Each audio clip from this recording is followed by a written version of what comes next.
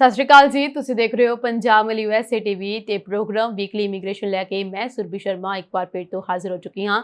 ਪੇਸ਼ ਆਨ ਇਮੀਗ੍ਰੇਸ਼ਨ ਨਾਲ ਜੁੜੀਆਂ ਹੋਈਆਂ ਇਸ ਵੀਕ ਦੀਆਂ ਕੁਝ ਖਾਸ ਅਪਡੇਟਸ। ਅਮਰੀਕਾ ਰੋਜ਼ਗਾਰ ਆਧਾਰਿਤ ਗ੍ਰੀਨ ਕਾਰਡ ਮਾਪਦੰਡਾਂ ਨੂੰ ਸਖਤ ਕਰਨ ਲਈ ਬਣਾ ਰਿਹਾ ਹੈ ਯੋਜਨਾ।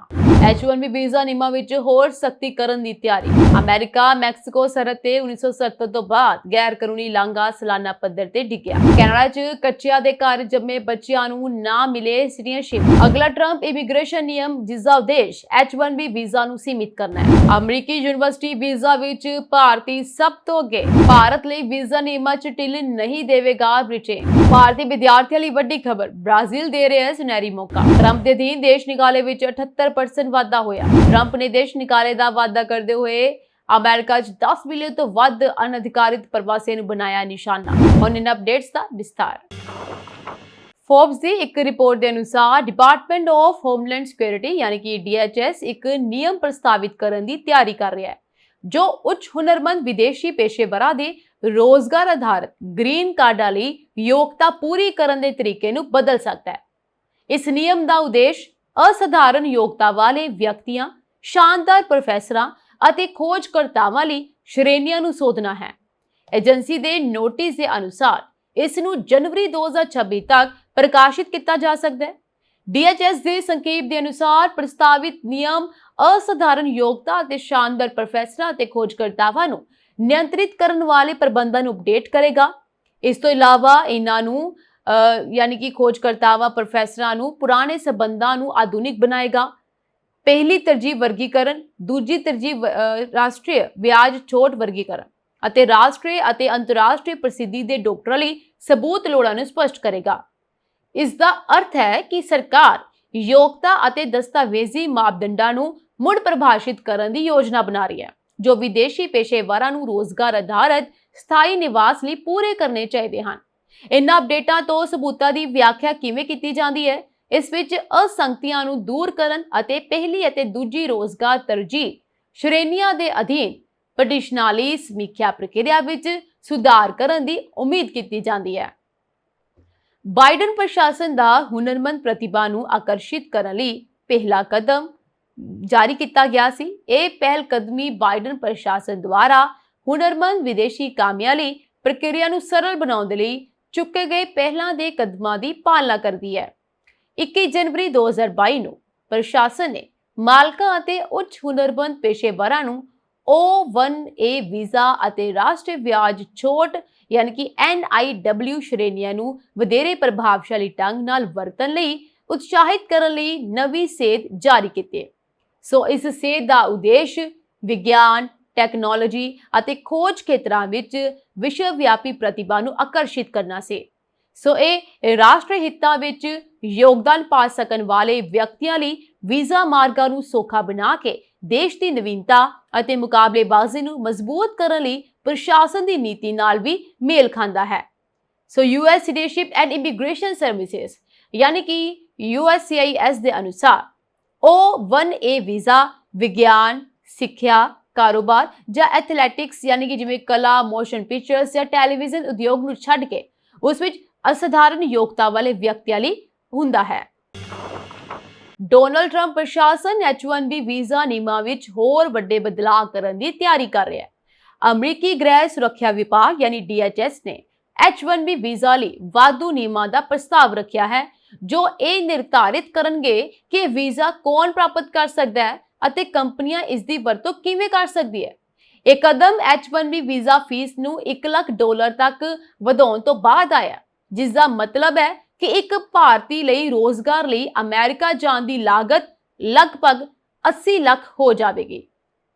ਭਾਰਤੀਆਂ ਤੇ ਸਭ ਤੋਂ ਵੱਧ ਪ੍ਰਭਾਵ ਇਸ ਦਾ ਪਿਆ ਹੈ, ਉਹ ਇਸ ਕਰਕੇ ਵੀ ਕਿਉਂਕਿ ਭਾਰਤੀਆਂ ਦੀ ਗਿਣਤੀ ਬਹੁਤ ਜ਼ਿਆਦਾ ਹੈ।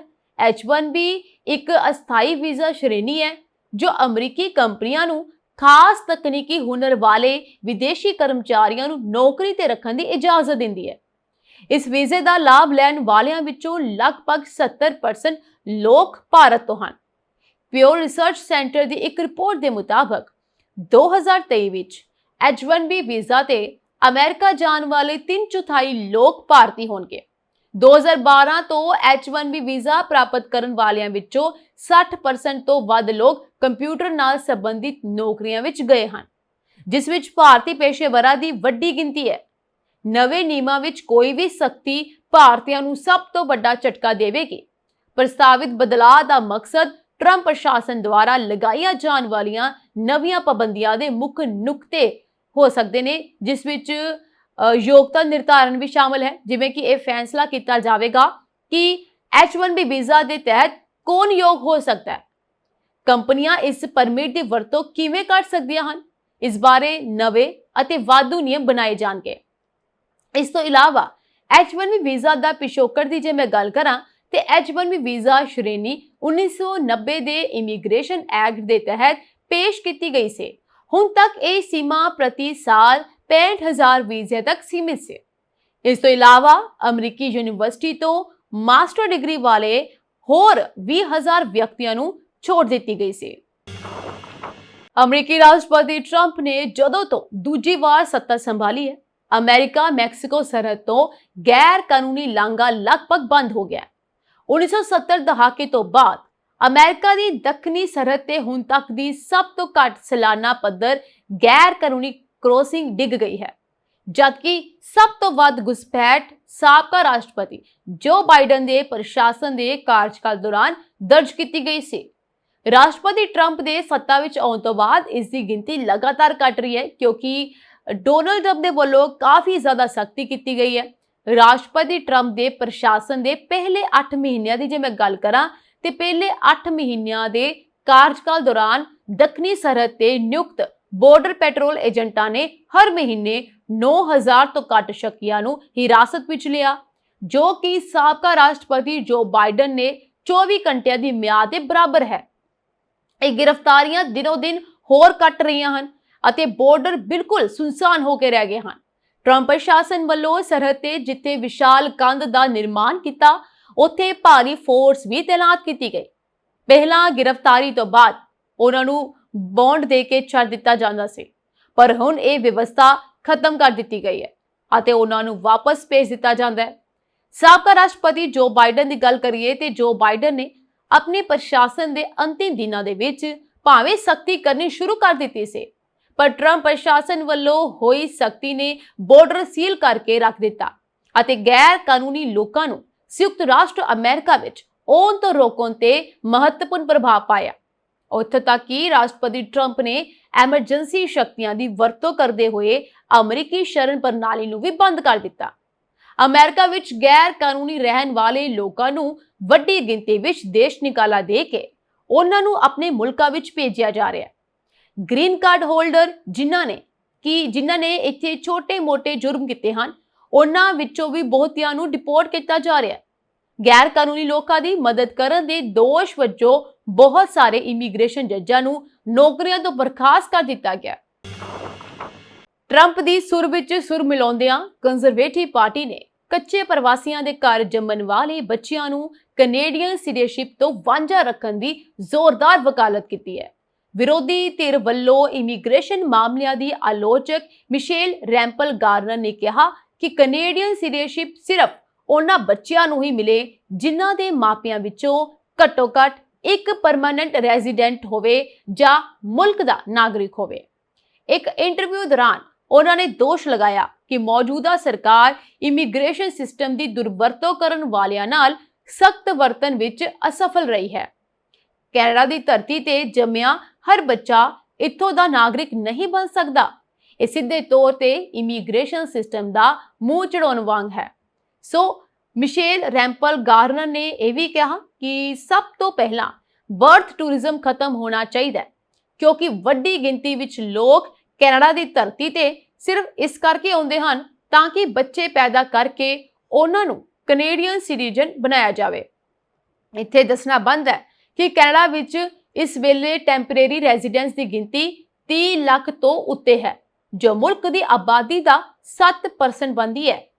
ਲਿਬਰਲ ਸਰਕਾਰ ਵੱਲੋਂ ਇਮੀਗ੍ਰੇਸ਼ਨ ਨੀਤੀਆਂ ਸਖਤ ਕੀਤੇ ਜਾਣ ਮਗਰੋਂ ਆਰਜ਼ੀ ਵੀਜ਼ਾ ਤੇ ਕੈਨੇਡਾ ਆਏ ਲੋਕਾਂ ਦੀ ਗਿਣਤੀ ਵਿੱਚ ਕਮੀ ਆ ਰਹੀ ਹੈ, ਪਰ ਵਿਰੋਧੀ ਧਿਰ ਵੱਡੀ ਕਾਰਵਾਈ ਦੇ ਹੱਕ ਵਿੱਚ ਹੈ। ਇੱਕ ਸੋਸ਼ਲ ਮੀਡੀਆ ਪੋਸਟ ਰਾਹੀਂ ਮਿਸ਼ੇਲ ਰੈਂਪਲ ਗਾਰਨਰ ਨੇ ਦਾਅਵਾ ਕੀਤਾ ਕਿ ਵਿਦੇਸ਼ੀ ਨਾਗਰਿਕਾਂ ਨੂੰ ਕੈਨੇਡਾ ਵਿੱਚ ਬੱਚੇ ਜੰਮਣ ਦੇ ਤਰੀਕੇ ਦੱਸੇ ਜਾ ਰਹੇ ਹਨ ਅਤੇ ਇਸ ਬਾਰੇ ਠੋਸ ਸਬੂਤ ਮੌਜੂਦ ਹਨ।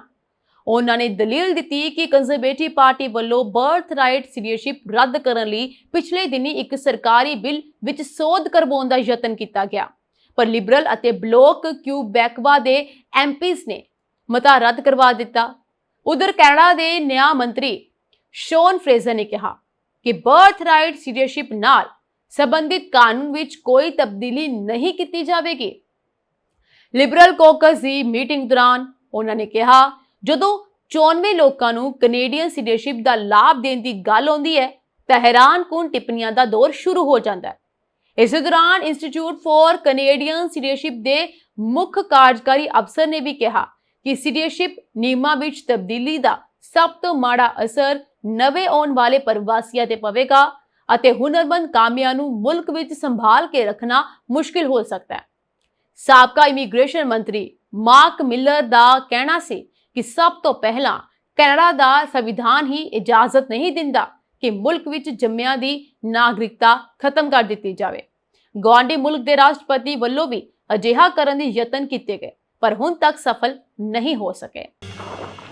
ਟਰੰਪ ਪ੍ਰਸ਼ਾਸਨ ਇੱਕ ਨਵਾਂ H-1B ਨਿਯਮ ਪ੍ਰਕਾਸ਼ਿਤ ਕਰਨ ਦੀ ਯੋਜਨਾ ਬਣਾ ਰਿਹਾ ਹੈ, ਜਿਸ ਵਿੱਚ ਮਾਲਕ ਵੀਜ਼ਾ ਕਿਵੇਂ ਵਰਤਦੇ ਹਨ ਅਤੇ ਕੌਣ ਇਸ ਲਈ ਯੋਗ ਹੈ, ਇਸ ਬਾਰੇ ਵਾਧੂ ਇਮੀਗ੍ਰੇਸ਼ਨ ਪਾਬੰਦੀਆਂ ਦਾ ਪ੍ਰਸਤਾਵ ਰੱਖਣ ਦੀ ਉਮੀਦ ਹੈ।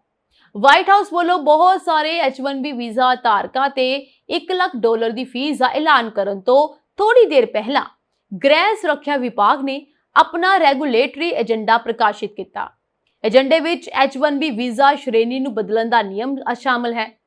ਆਉਣ ਵਾਲੇ ਨਿਯਮ H-1B ਗੈਰ ਪ੍ਰਵਾਸੀ ਵੀਜ਼ਾ ਵਰਗੀਕਰਨ ਪ੍ਰੋਗਰਾਮ ਵਿੱਚ ਸੁਧਾਰ ਦੇ ਸੰਕੇਤ ਵਿੱਚ ਇਹ ਕਿਹਾ ਗਿਆ ਹੈ ਕਿ DHS ਕੈਪ ਛੋਟਾਂ ਲਈ ਯੋਗਤਾ ਨੂੰ ਸੋਧ ਕੇ ਪ੍ਰੋਗਰਾਮ ਦੀਆਂ ਜ਼ਰੂਰਤਾਂ ਦੀ ਉਲੰਘਣਾ ਕਰਨ ਵਾਲੇ ਮਾਲਕਾਂ ਲਈ ਵਧੇਰੇ ਜਾਂਚ ਪ੍ਰਦਾਨ ਕਰਕੇ ਅਤੇ ਤੀਜੀ ਧਿਰ ਪਲੇਸਮੈਂਟ ਤੇ ਨਿਗਰਾਨੀ ਵਧਾ ਕੇ ਹੋਰ ਪ੍ਰਬੰਧਾਂ ਦੇ ਨਾਲ-ਨਾਲ H-1B ਪ੍ਰੋਗਰਾਮ ਵਿੱਚ ਸੁਧਾਰ ਕਰਨ ਦਾ ਪ੍ਰਸਤਾਵ ਰੱਖੇਗਾ। ਇਨ੍ਹਾਂ ਤਬਦੀਲੀਆਂ ਦਾ ਉਦੇਸ਼ H-1B ਗੈਰ ਪ੍ਰਵਾਸੀ ਪ੍ਰੋਗਰਾਮ ਦੀ ਇਕਸਾਰਤਾ ਨੂੰ ਬਿਹਤਰ ਬਣਾਉਣਾ ਅਤੇ ਅਮਰੀਕੀ ਕਰਮਚਾਰੀਆਂ ਦੀਆਂ ਤਨਖਾਹਾਂ ਅਤੇ ਕੰਮ ਕਰਨ ਦੀਆਂ ਸਥਿਤੀਆਂ ਦੀ ਬਿਹਤਰ ਸੁਰੱਖਿਆ ਕਰਨਾ ਹੈ। ਰੈਗੂਲੇਟਰੀ ਨੋਟਿਸ ਦੇ ਵਿੱਚ ਨਿਯਮ ਲਈ ਦਸੰਬਰ 2025 ਨੂੰ ਸੰਭਾਵਿਤ ਪ੍ਰਕਾਸ਼ਨ ਮਿਤੀ ਵਜੋਂ ਸੂਚੀਬੱਧ ਕੀਤਾ ਗਿਆ ਹੈ। H-1B ਸਥਾਈ ਵੀਜ਼ਾ ਮਹੱਤਵਪੂਰਨ ਹਨ ਕਿਉਂਕਿ ਇਹ ਆਮ ਤੌਰ ਤੇ ਉੱਚ ਹੁਨਰਮੰਦ ਵਿਦੇਸ਼ੀ ਨਾਗਰਿਕ ਲਈ ਸੰਯੁਕਤ ਰਾਜ ਅਮਰੀਕਾ ਵਿੱਚ ਲੰਬੇ ਸਮੇਂ ਲਈ ਕੰਮ ਕਰਨ ਅਤੇ ਅੰਤ ਵਿੱਚ ਸਥਾਈ ਨਿਵਾਸ ਪ੍ਰਾਪਤ ਕਰਨ ਦਾ ਇੱਕੋ ਇੱਕ ਵਿਹਾਰਕ ਤਰੀਕਾ ਹੁੰਦਾ ਹੈ। H-1B ਸਾਲਾਨਾ ਸੀਮਾ 65,000 ਹੈ, ਜਿਸ ਵਿੱਚ ਕਿਸੇ ਅਮਰੀਕੀ ਯੂਨੀਵਰਸਿਟੀ ਤੋਂ ਮਾਸਟਰ ਡਿਗਰੀ ਜਾਂ ਇਸ ਤੋਂ ਵੱਧ ਵਾਲੇ ਵਿਅਕਤੀਆਂ ਲਈ 20,000 ਦੀ ਛੋਟ ਹੈ। ਅਮਰੀਕੀ ਯੂਨੀਵਰਸਿਟੀਆਂ ਵਿੱਚ ਅੰਤਰਰਾਸ਼ਟਰੀ ਵਿਦਿਆਰਥੀ ਇਲੈਕਟ੍ਰੀਕਲ ਅਤੇ ਕੰਪਿਊਟਰ ਇੰਜੀਨੀਅਰਿੰਗ ਵਿੱਚ ਪੂਰੇ ਸਮੇਂ ਦੇ ਗ੍ਰੈਜੂਏਟ ਵਿਦਿਆਰਥੀਆਂ ਦਾ 73% ਹਿੱਸਾ ਹਨ। ਅਮਰੀਕੀ ਕਾਨੂੰਨ ਦੇ ਤਹਿਤ ਸਰਕਾਰੀ ਫੀਸਾਂ ਤੋਂ ਇਲਾਵਾ ਅਕਸਰ ਹੀ $6,000 ਤੋਂ ਵੱਧ ਮਾਲਕਾਂ ਨੂੰ ਸਮਾਨ ਅਨੁਭਵ ਅਤੇ ਯੋਗਤਾਵਾਂ ਵਾਲੇ ਅਮਰੀਕੀ ਪੇਸ਼ੇਵਰਾਂ ਨੂੰ ਦਿੱਤੀ ਜਾਣ ਵਾਲੀ ਅਸਲ ਜਾਂ ਪ੍ਰਚਲਿਤ ਤਨਖਾਹ ਦਾ ਵੱਧ ਭੁਗਤਾਨ ਕਰਨਾ ਚਾਹੀਦਾ ਹੈ। ਖੋਜ ਦਰਸਾਉਂਦੀ ਹੈ ਕਿ H-1B ਵੀਜ਼ਾ ਧਾਰਕਾਂ ਨੂੰ ਸਿੱਖਿਆ ਅਤੇ ਤਜਰਬੇ ਦੇ ਤੁਲਨਾਤਮਕ ਪੱਧਰ ਵਾਲੇ ਅਮਰੀਕੀ ਕਰਮਚਾਰੀਆਂ ਨਾਲੋਂ ਸਮਾਨ ਜਾਂ ਵੱਧ ਤਨਖਾਹਾਂ ਦਿੱਤੀਆਂ ਜਾਂਦੀਆਂ ਹਨ। ਮਿਲੇ ਅੰਕੜਿਆਂ ਦੇ ਅਨੁਸਾਰ ਰਾਸ਼ਟਰਪਤੀ ਟਰੰਪ ਯਾਨੀ ਕਿ ਡੋਨਾਲਡ ਟਰੰਪ ਦੇ ਵੱਲੋਂ ਕੀਤੀ ਗਈ ਸਖਤੀ ਤੋਂ ਬਾਅਦ ਅਮਰੀਕਾ ਨੇ ਅਗਸਤ ਵਿੱਚ ਲਗਭਗ 5ਵਾਂ ਹਿੱਸਾ ਘੱਟ ਵਿਦਿਆਰਥੀ ਵੀਜ਼ਾ ਜਾਰੀ ਕੀਤੇ, ਜਿਸ ਕਾਰਨ ਭਾਰਤ ਵਿੱਚ ਭਾਰੀ ਗਿਰਾਵਟ ਆਈ, ਜਿਸ ਨੂੰ ਚੀਨ ਨੇ ਸਭ ਤੋਂ ਵੱਧ ਮੂਲ ਦੇਸ਼ ਵਜੋਂ ਪਛਾੜ ਦਿੱਤਾ। ਅੰਤਰਰਾਸ਼ਟਰੀ ਵਪਾਰ ਪ੍ਰਸ਼ਾਸਨ ਦੇ ਅਨੁਸਾਰ ਸੰਯੁਕਤ ਰਾਜ ਅਮਰੀਕਾ ਨੇ ਅਗਸਤ ਦੇ ਵਿੱਚ 3,13,138 ਵਿਦਿਆਰਥੀ ਵੀਜ਼ੇ ਜਾਰੀ ਕੀਤੇ, ਜੋ ਕਿ ਅਮਰੀਕੀ ਯੂਨੀਵਰਸਿਟੀਆਂ ਲਈ ਸਭ ਤੋਂ ਆਮ ਸ਼ੁਰੂਆਤੀ ਮਹੀਨਾ ਹੈ, ਜੋ ਕਿ 2024 ਦੇ ਇਸੇ ਮਹੀਨੇ ਨਾਲੋਂ 19% ਤੋਂ ਘੱਟ ਹੈ। ਭਾਰਤ, ਜੋ ਪਿਛਲੇ ਸਾਲ ਅਮਰੀਕਾ ਜਾਣ ਵਾਲੇ ਵਿਦੇਸ਼ੀ ਵਿਦਿਆਰਥੀਆਂ ਦਾ ਸਭ ਤੋਂ ਵੱਡਾ ਸਰੋਤ ਸੀ, ਉਸ ਵਿੱਚ ਸਭ ਤੋਂ ਵੱਧ ਨਾਟਕੀ ਗਿਰਾਵਟ ਦੇਖਣ ਨੂੰ ਮਿਲੀ, ਜਿੱਥੇ ਇੱਕ ਸਾਲ ਪਹਿਲਾਂ ਦੇ ਮੁਕਾਬਲੇ 44% ਘੱਟ ਵਿਦਿਆਰਥੀ ਵੀਜ਼ੇ ਜਾਰੀ ਕੀਤੇ ਗਏ। ਚੀਨੀ ਵਿਦਿਆਰਥੀਆਂ ਲਈ ਵੀਜ਼ਾ ਜਾਰੀ ਕਰਨ ਵਿੱਚ ਵੀ ਗਿਰਾਵਟ ਆਈ, ਪਰ ਲਗਭਗ ਉਸੇ ਦਰ ਨਾਲ ਨਹੀਂ। ਅਮਰੀਕਾ ਨੇ ਅਗਸਤ ਵਿੱਚ ਮੁੱਖ ਭੂਮੀ ਚੀਨ ਦੇ ਵਿਦਿਆਰਥੀਆਂ ਨੂੰ 86,647 ਵੀਜ਼ੇ ਜਾਰੀ ਕੀਤੇ, ਜੋ ਕਿ ਭਾਰਤੀਆਂ ਨੂੰ ਜਾਰੀ ਕੀਤੇ ਗਏ ਆંકੜਿਆਂ ਨਾਲੋਂ ਦੁੱਗਣੇ ਤੋਂ ਵੀ ਵੱਧ ਹਨ।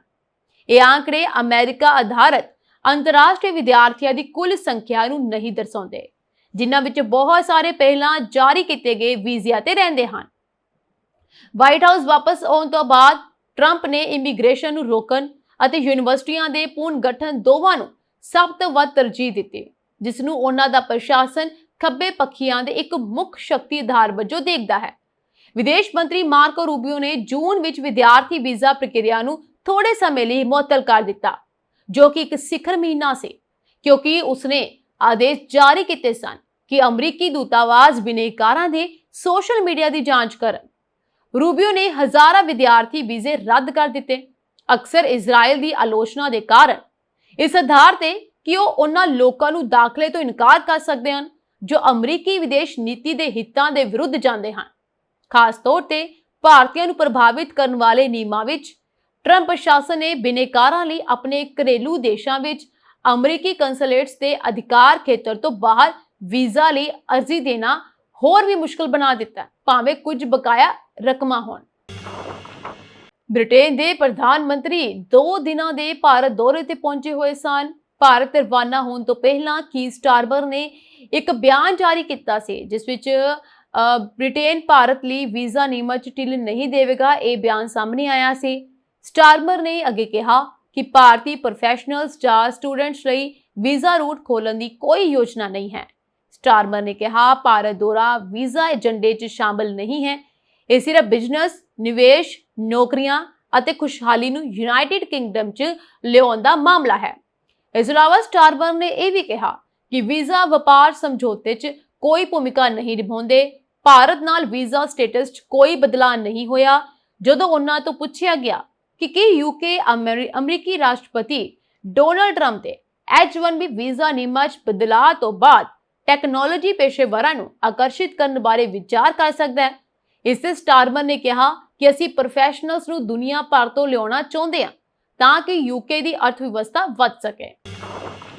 ਵਿਦੇਸ਼ੀ ਯੂਨੀਵਰਸਿਟੀਆਂ ਵਿੱਚ ਉੱਚ ਸਿੱਖਿਆ ਪ੍ਰਾਪਤ ਕਰਨ ਦਾ ਸੁਪਨਾ ਦੇਖਣ ਵਾਲੇ ਜਾਂ ਤਿਆਰੀ ਕਰਨ ਵਾਲੇ ਭਾਰਤੀ ਵਿਦਿਆਰਥੀਆਂ ਲਈ ਇੱਕ ਵੱਡੀ ਖਬਰ ਹੈ। ਬ੍ਰਾਜ਼ੀਲ ਅਜਿਹੇ ਭਾਰਤੀ ਵਿਦਿਆਰਥੀਆਂ ਨੂੰ ਸਕਾਲਰਸ਼ਿਪ ਲਈ ਸੱਦਾ ਦੇ ਰਿਹਾ ਹੈ। ਕੇਂਦਰੀ ਸਿੱਖਿਆ ਮੰਤਰਾਲੇ ਦੇ ਇਸ ਸਬੰਧ ਵਿੱਚ ਜਾਣਕਾਰੀ ਸਾਂਝੀ ਕੀਤੀ ਹੈ। ਬ੍ਰਾਜ਼ੀਲ ਉੱਚ ਸਿੱਖਿਆ ਸਕਾਲਰਸ਼ਿਪ ਲਈ ਅਰਜ਼ੀ ਪ੍ਰਕਿਰਿਆ ਸ਼ੁਰੂ ਹੋ ਗਈ ਹੈ। ਆਖਰੀ ਮਿਤੀ 1 ਦਸੰਬਰ ਹੈ। ਇਸ ਦਾ ਮਤਲਬ ਹੈ ਕਿ ਭਾਰਤੀ ਵਿਦਿਆਰਥੀ 1 ਦਸੰਬਰ ਤੱਕ ਬ੍ਰਾਜ਼ੀਲ ਉੱਚ ਸਿੱਖਿਆ ਸਕਾਲਰਸ਼ਿਪ ਲਈ ਅਰਜ਼ੀ ਦੇ ਸਕਦੇ ਹਨ। ਸੋ ਇਸ ਨਾਲ ਤੁਹਾਨੂੰ ਦੱਸਵਾਂ ਕਿ ਬ੍ਰਾਜ਼ੀਲ ਉੱਚ ਸਿੱਖਿਆ ਸਕਾਲਰਸ਼ਿਪ ਦੀ ਪੇਸ਼ਕਸ਼ ਕਰ ਰਿਹਾ ਹੈ ਤੇ ਇਸ ਨਾਲ ਹੀ ਤੁਹਾਨੂੰ ਦੱਸਾਂ ਕਿ ਗ੍ਰੈਜੂਏਸ਼ਨ ਪ੍ਰੋਗਰਾਮਾਂ ਲਈ ਸਕਾਲਰਸ਼ਿਪ ਕੇਂਦਰੀ ਸਿੱਖਿਆ ਮੰਤਰਾਲੇ ਨੇ ਬ੍ਰਾਜ਼ੀਲ ਦੁਆਰਾ ਭਾਰਤੀ ਵਿਦਿਆਰਥੀਆਂ ਨੂੰ ਦਿੱਤੀਆਂ ਜਾਣ ਵਾਲੀਆਂ ਸਕਾਲਰਸ਼ਿਪਾਂ ਬਾਰੇ ਇੱਕ ਸਰਕੂਲਰ ਜਾਰੀ ਕੀਤਾ ਹੈ। ਜਾਣਕਾਰੀ ਦੇ ਅਨੁਸਾਰ ਬ੍ਰਾਜ਼ੀਲ ਦੇ ਵਿਦੇਸ਼ ਮੰਤਰਾਲੇ ਨੇ 2026 ਦੇ ਵਿੱਚ ਦਾਖਲੇ ਲਈ PECPG ਯਾਨੀ student exchange programme for graduate students ਦਾ ਐਲਾਨ ਕੀਤਾ ਹੈ। ਇਸ ਪ੍ਰੋਗਰਾਮ ਦੇ ਤਹਿਤ ਬ੍ਰਾਜ਼ੀਲ ਦੇ ਉੱਚ ਸਿੱਖਿਆ ਸੰਸਥਾਵਾਂ ਵਿੱਚ ਗ੍ਰੈਜੂਏਟ ਪ੍ਰੋਗਰਾਮਾਂ ਵਿੱਚ ਦਾਖਲੇ ਲਈ ਵਿਦੇਸ਼ੀ ਵਿਦਿਆਰਥੀਆਂ ਨੂੰ ਸਕਾਲਰਸ਼ਿਪ ਪ੍ਰਦਾਨ ਕੀਤੀ ਜਾਂਦੀ ਹੈ। ਸੋ ਦੱਸ ਦਈਏ ਕਿ 1 ਦਸੰਬਰ ਤੱਕ ਕਿਵੇਂ ਇਸ ਨੂੰ ਅਪਲਾਈ ਕਰੀਏ, ਇਸ ਬਾਰੇ ਤੁਹਾਨੂੰ ਦੱਸਦੀ ਹਾਂ ਕਿ ਬ੍ਰਾਜ਼ੀਲ ਦੇ ਵਿਦੇਸ਼ ਮੰਤਰਾਲੇ ਵੱਲੋਂ ਵਿਦੇਸ਼ੀ ਵਿਦਿਆਰਥੀਆਂ ਨੂੰ ਦਿੱਤੀਆਂ ਜਾਣ ਵਾਲੀਆਂ ਸਕਾਲਰਸ਼ਿਪਸ ਲਈ ਅਰਜ਼ੀਆਂ 1 ਅਕਤੂਬਰ ਤੋਂ 30 ਦਸੰਬਰ 2025 ਸ਼ਾਮ 5 ਵਜੇ ਤੱਕ ਜਮ੍ਹਾਂ ਕਰਵਾਈਆਂ ਜਾ ਸਕਦੀਆਂ ਹਨ। ਦਿਲਚਸਪੀ ਰੱਖਣ ਵਾਲੇ ਉਮੀਦਵਾਰ ਆਪਣੀਆਂ ਅਰਜ਼ੀਆਂ CAPES ਯਾਨੀ ਇਲੈਕਟ੍ਰੋਨਿਕ ਪ੍ਰਣਾਲੀ ਰਾਹੀਂ ਜਮ੍ਹਾਂ ਕਰਵਾ ਸਕਦੇ ਹਨ, ਜੋ ਕਿ ਇੱਕ ਵੈਬਸਾਈਟ ਦਿੱਤੀ ਗਈ ਹੈ ਜਿਸ ਵਿੱਚ ਤੁਸੀਂ ਪੂਰੀ ਜਾਣਕਾਰੀ ਲੈ ਸਕਦੇ ਹੋ। ਜਾਣਕਾਰੀ ਅਨੁਸਾਰ ਸਕਾਲਰਸ਼ਿਪ ਯੋਗਤਾ ਬਾਰੇ ਹੋਰ ਜਾਣਕਾਰੀ ਲੈਣ ਦੇ ਲਈ ਇੱਕ ਪਾਰਟਿਕੂਲਰ ਲਿੰਕ ਹੈ, ਉਸ ਦੇ ਜ਼ਰੀਏ ਤੁਸੀਂ ਆਪਣੀ ਜਾਣਕਾਰੀ ਪ੍ਰਾਪਤ ਕਰ ਸਕਦੇ ਹੋ। ਸੋ ਪ੍ਰਾਪਤ ਅਰਜ਼ੀਆਂ ਦੇ ਆਧਾਰ ਤੇ ਵਿਦਿਆਰਥੀਆਂ ਨੂੰ ਸਕਾਲਰਸ਼ਿਪ ਲਈ ਚੁਣਿਆ ਜਾਵੇਗਾ ਅਤੇ ਸੂਚੀ ਜਿਹੜੀ ਹੈ 30 ਅਪ੍ਰੈਲ 2026 ਨੂੰ ਜਾਰੀ ਕੀਤੀ ਜਾਵੇਗੀ। ਸੈਸ਼ਨ ਅਗਸਤ 2026 ਵਿੱਚ ਸ਼ੁਰੂ ਹੋਵੇਗਾ। ਸਕਾਲਰਸ਼ਿਪ ਸੰਬੰਧੀ ਹੋਰ ਜਾਣਕਾਰੀ ਜਾਂ ਸਵਾਲ ਜੋ ਵੀ ਹੈ ਉਹ ਇੱਕ ਖਾਸ ਈਮੇਲ ਪ੍ਰੋਵਾਈਡ ਕੀਤੀ ਗਈ ਹੈ, ਉਸ ਵਿੱਚ ਪ੍ਰਾਪਤ ਕੀਤੇ ਜਾ ਸਕਦੇ ਹਨ। ਬ੍ਰਾਜ਼ੀਲ ਸਕਾਲਰਸ਼ਿਪ ਸੰਬੰਧੀ ਜਨਤਕ ਨੋਟਿਸ ਜਾਰੀ ਕਰਨ ਤੋਂ ਇਲਾਵਾ ਸਿੱਖਿਆ ਮੰਤਰਾਲੇ ਨੇ ਇੱਕ ਸਪਸ਼ਟੀਕਰਨ ਵੀ ਜਾਰੀ ਕੀਤਾ ਹੈ। ਸਿੱਖਿਆ ਮੰਤਰਾਲੇ ਨੇ ਕਿਹਾ ਹੈ ਕਿ ਸਕਾਲਰਸ਼ਿਪ ਉਮੀਦਵਾਰਾਂ ਦੀ ਚੋਣ ਵਿੱਚ ਸਿੱਖਿਆ ਮੰਤਰਾਲੇ ਦੀ ਕੋਈ ਭੂਮਿਕਾ ਨਹੀਂ ਹੈ। ਸਕਾਲਰਸ਼ਿਪ ਲਈ ਉਮੀਦਵਾਰਾਂ ਦੀ ਚੋਣ ਬ੍ਰਾਜ਼ੀਲ ਦੁਆਰਾ ਕੀਤੀ ਜਾਵੇਗੀ। ਸੈਨ ਫਰਾਂਸਿਸਕੋ ਵਿੱਚ ਪ੍ਰਵਾਸੀਆਂ ਨੂੰ ਅਨਿਸ਼ਚਿੰਤਤਾ ਦਾ ਸਾਹਮਣਾ ਕਰਨਾ ਪੈ ਰਿਹਾ ਹੈ ਕਿਉਂਕਿ ਟਰੰਪ ਪ੍ਰਸ਼ਾਸਨ ਲਾਗੂ ਕਰਨ ਦਾ ਵਿਸਤਾਰ ਕਰ ਰਿਹਾ ਹੈ ਅਤੇ ਮੁੱਖ ਸੁਰੱਖਿਆਵਾਂ ਨੂੰ ਵਾਪਸ ਲੈ ਰਿਹਾ ਹੈ। ਇਸ ਮਹੀਨੇ ਸੰਘੀ ਸਰਕਾਰ ਨੇ ਸਾਲਾਂ ਵਿੱਚ ਪਹਿਲੀ ਵਾਰ ਨਵੀਆਂ DACA ਅਰਜ਼ੀਆਂ ਦੀ ਪ੍ਰਕਿਰਿਆ ਕਰਨ ਦੀਆਂ ਯੋਜਨਾਵਾਂ ਦਾ ਐਲਾਨ ਕੀਤਾ। ਭਾਵੇਂ ਕਿ ਸੁਪਰੀਮ ਕੋਰਟ ਨੇ ਵੈਨਜ਼ੂਏਲਾ, ਹੋਂਡੁਰਾਸ ਅਤੇ ਨਿਕਾਰਾਗੁਆਨਾ ਲਈ TPS ਸੁਰੱਖਿਆ ਨੂੰ ਖਤਮ ਕਰਨ ਦੀ ਆਗਿਆ ਦੇ ਦਿੱਤੀ ਹੈ। ਪੂਰੇ ਕੈਲੀਫੋਰਨੀਆ ਵਿੱਚ ਟਰੰਪ ਦੇ ਅਧੀਨ ਦੇਸ਼ ਨਿਕਾਲੇ ਵਿੱਚ 78% ਵਾਧਾ ਹੋਇਆ ਅਤੇ ਸੰਘੀ ਜੱਜਾਂ ਨੇ ਪੋਰਟਲੈਂਡ ਅਤੇ ਲਾਸ ਏਂਜਲਸ ਵਰਗੇ ਸ਼ਹਿਰਾਂ ਦੇ ਵਿੱਚ ਪ੍ਰਸ਼ਾਸਨ ਦੀ ਨੈਸ਼ਨਲ ਗਾਰਡ ਤੈਨਾਤੀ ਤੇ ਰੋਕ ਲਗਾ ਦਿੱਤੀ ਹੈ।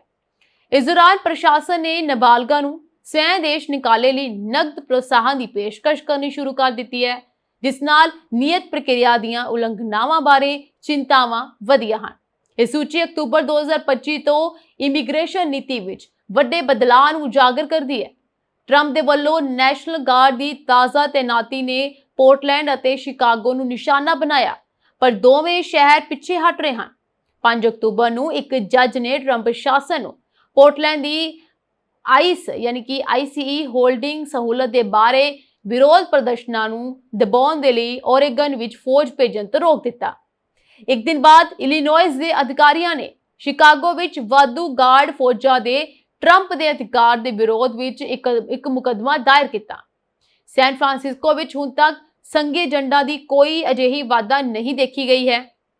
ਸੁਪਰੀਮ ਕੋਰਟ ਦੇ 3 ਅਕਤੂਬਰ ਦੇ ਫੈਸਲੇ ਤੋਂ ਬਾਅਦ ਲੱਖਾਂ ਵੈਨਜ਼ੂਏਲਾ ਪ੍ਰਵਾਸੀਆਂ ਲਈ TPS ਖਤਮ ਕਰ ਦਿੱਤਾ ਗਿਆ ਸੀ।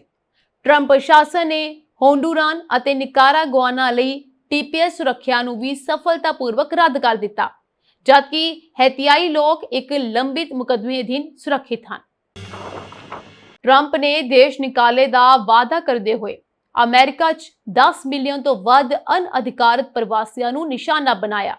ਰਾਸ਼ਟਰਪਤੀ ਡੋਨਾਲਡ ਟਰੰਪ ਨੇ ਅਮਰੀਕਾ ਦੇ ਇਤਿਹਾਸ ਵਿੱਚ ਸਭ ਤੋਂ ਵੱਡੇ ਸਮੂਹਿਕ ਦੇਸ਼ ਨਿਕਾਲੇ ਦਾ ਵਾਅਦਾ ਕਰਦੇ ਹੋਏ ਸੱਤਾ ਸੰਭਾਲੀ, ਜਿਸ ਵਿੱਚ ਸੰਯੁਕਤ ਰਾਜ ਅਮਰੀਕਾ ਵਿੱਚ ਰਹਿ ਰਹੇ 10 ਮਿਲੀਅਨ ਤੋਂ ਵੱਧ ਅਣਅਧਿਕਾਰਤ ਪ੍ਰਵਾਸੀਆਂ ਨੂੰ ਨਿਸ਼ਾਨਾ ਬਣਾਇਆ ਗਿਆ ਸੀ। ਉਦੋਂ ਤੋਂ ਆંકੜੇ ਦਰਸਾਉਂਦੇ ਹਨ ਕਿ ਸਰਹੱਦ ਪਾਰ ਕਰਨ ਵਾਲਿਆਂ ਦੀ ਗਿਣਤੀ ਘਟੀ ਹੈ। ਇਮੀਗ੍ਰੇਸ਼ਨ ਅਤੇ ਕਸਟਮ ਇਨਫੋਰਸਮੈਂਟ ਦੀਆਂ ਗ੍ਰਿਫਤਾਰੀਆਂ ਦੁੱਗਣੀਆਂ ਹੋ ਗਈਆਂ ਹਨ ਅਤੇ ਹਿਰਾਸਤ ਵਿੱਚ ਲਏ ਗਏ ਲੋਕਾਂ ਦੀ ਗਿਣਤੀ ਹੁਣ ਤੱਕ ਦੇ ਸਭ ਤੋਂ ਉੱਚੇ ਪੱਧਰ ਤੇ ਹੈ। ICE ਦੁਆਰਾ ਦੇਸ਼ ਨਿਕਾਲੇ ਦਿੱਤੇ ਗਏ ਲੋਕਾਂ ਦੀ ਗਿਣਤੀ ਨਿਯਮਿਤ ਤੌਰ ਤੇ ਜਨਤਾ ਨੂੰ ਜਾਰੀ ਨਹੀਂ ਕੀਤੀ ਗਈ। ਟਰੰਪ ਪ੍ਰਸ਼ਾਸਨ ਦੇ ਅਧਿਕਾਰੀਆਂ ਦਾ ਕਹਿਣਾ ਹੈ ਕਿ ਉਹ ਅਪਰਾਧੀਆਂ ਦੀ ਗ੍ਰਿਫਤਾਰੀ ਅਤੇ ਦੇਸ਼ ਨਿਕਾਲੇ ਨੂੰ ਤਰਜੀਹ ਦੇ ਰਹੇ ਹਨ, ਪਰ ICE ਨੇ ਸਭ ਤੋਂ ਭੈੜੇ ਵਿੱਚੋਂ ਭੈੜੇ ਨੂੰ ਗ੍ਰਿਫਤਾਰ ਕਰਨ ਵਿੱਚ ਹੌਲੀ ਤਰੱਕੀ ਕੀਤੀ ਹੈ। ICE ਨੇ ਪਿਛਲੇ ਸਾਲ ਕਾਂਗਰਸ ਨੂੰ ਦੱਸਿਆ ਸੀ ਕਿ ਜੁਲਾਈ ਤੱਕ ਉਸਨੇ ਸੰਯੁਕਤ ਰਾਜ ਵਿੱਚ ਅਪਰਾਧਿਕ ਸਜ਼ਾਵਾਂ ਵਾਲੇ 4,35,000 ਅਣਅਧਿਕਾਰਿਤ ਪ੍ਰਵਾਸੀਆਂ ਦੀ ਪਛਾਣ ਕੀਤੀ ਹੈ ਜੋ ਹਿਰਾਸਤ ਵਿੱਚ ਨਹੀਂ ਸਨ। ਉਹਨਾਂ ਨੇ ਗੈਰ ਨਾਗਰਿਕਾਂ ਵਿੱਚੋਂ 13,099 ਨੂੰ ਕਤਲ ਦਾ ਦੋਸ਼ੀ ਠਹਿਰਾਇਆ ਅਤੇ 15,811 ਨੂੰ ਜਿਨਸੀ ਹਮਲੇ ਦਾ ਦੋਸ਼ੀ ਠਹਿਰਾਇਆ ਗਿਆ ਸੀ। ਮਈ 2025 ਦੇ ਅੰਤ ਤੱਕ ICE ਨੇ ਕਤਲ ਦੇ ਦੋਸ਼ੀ ਠਹਿਰਾਏ ਗਏ 752 ਗੈਰ ਨਾਗਰਿਕਾਂ ਅਤੇ ਜਿਨਸੀ ਹਮਲੇ ਦੇ ਦੋਸ਼ੀ ਠਹਿਰਾਏ ਗਏ 1693 ਨੂੰ ਗ੍ਰਿਫਤਾਰ ਕੀਤਾ ਸੀ ਅਤੇ ਲਗਾਤਾਰ ਇਸ ਗਿਣਤੀ ਨੂੰ ਜਾਰੀ ਕੀਤਾ ਜਾ ਰਿਹਾ ਹੈ। ਰਾਸ਼ਟਰਪਤੀ ਡੋਨਾਲਡ ਟਰੰਪ ਆਪਣੇ ਫੈਸਲੇ ਲਗਾਤਾਰ ਲੈ ਰਹੇ ਹਨ ਅਤੇ ਦੇਸ਼ ਨਿਕਾਲੇ ਨੂੰ ਹੋਰ ਵੀ ਜ਼ਿਆਦਾ ਸਖਤ ਕੀਤਾ ਜਾ ਰਿਹਾ ਹੈ। ਆਪਣੇ ਫੈਸਲਿਆਂ ਦੇ ਵਿੱਚ ਹੋਰ ਵੀ ਬਦਲਾਅ ਕਰਨਗੇ ਔਰ H1 ਵੀਜ਼ਾ ਨੂੰ ਲੈ ਕੇ ਹੋਰ ਵੀ ਬਹੁਤ ਸਾਰੀ ਅਪਡੇਟਸ ਜਿਹੜੀਆਂ ਸਾਹਮਣੇ ਆਉਣਗੀਆਂ। ਸੋ ਇਹ ਸੀ ਜੀ ਇਮੀਗ੍ਰੇਸ਼ਨ ਨਾਲ ਜੁੜੀਆਂ ਹੋਈਆਂ ਕੁਝ ਖਾਸ ਅਪਡੇਟਸ। ਆਉਣ ਵਾਲੇ ਸਮੇਂ ਦੇ ਵਿੱਚ ਹੋਰ ਵੀ ਬਹੁਤ ਸਾਰੀ ਅਪਡੇਟਸ ਅਸੀਂ H1B ਵੀਜ਼ਾ ਨੂੰ ਲੈ ਕੇ, ਗ੍ਰੀਨ ਕਾਰਡ ਧਾਰਕਾਂ ਦੀ ਲੈ ਕੇ ਜਾਂ ਫਿਰ ਸਟੂਡੈਂਟ ਵੀਜ਼ਾ ਨੂੰ ਲੈ ਕੇ ਜ਼ਰੂਰ ਆਵਾਂਗੇ। ਪਰ ਉਦੋਂ ਤੱਕ ਤੁਸੀਂ ਬਨੇ ਰਹੋ ਜੀ ਸਾਡੇ ਚੈਨਲ ਪੰਜਾਬ ਮੇਲ USA TV ਦੇ ਨਾਲ। ਇਸ ਨੂੰ ਲਾਈਕ, ਸ਼ੇਅਰ, ਸਬਸਕ੍ਰਾਈਬ ਕਰਨਾ ਨਾ ਭੁੱਲਣਾ। ਫਿਲਹਾਲ ਦੇ ਲਈ ਮੈਨੂੰ ਦਿਓ ਜੀ ਇਜਾਜ਼ਤ। ਤੁਹਾਡੇ ਸਭ ਦਾ ਬਹੁਤ ਬਹੁਤ ਧੰਨਵਾਦ।